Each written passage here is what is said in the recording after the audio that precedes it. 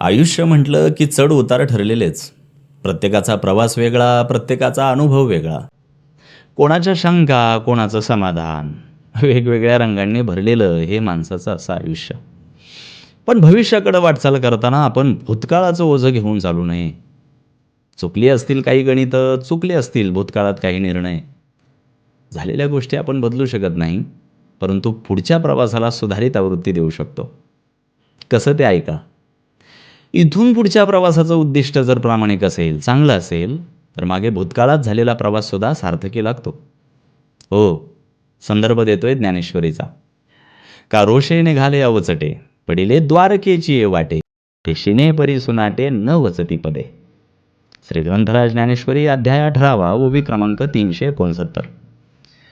एखादा वेडपट माणूस घरच्या माणसांवर रुसून घरातून कुठेतरी निघून जावं म्हणून बाहेर पडला आणि दैवयोगानं द्वारकेच्या वाटेनं चालू लागला. आता त्या वाटेनं झालेला प्रवास त्याच्या दृष्टीनं जरी निरर्थक असला तरी माऊली ज्ञानोबाराय म्हणतायत त्याचं दमलेलं शिनलेलं एकही पाऊल आता व्यर्थ जाणार नाही. कारण द्वारकेला पोचल्यानंतर त्याला श्रीकृष्णाचं दर्शन, गोमतीचं स्नान घडणार आहे.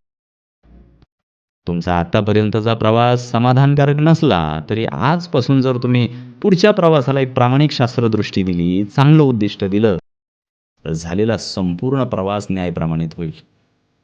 त्यामुळे थांबू नका, चालत राहा.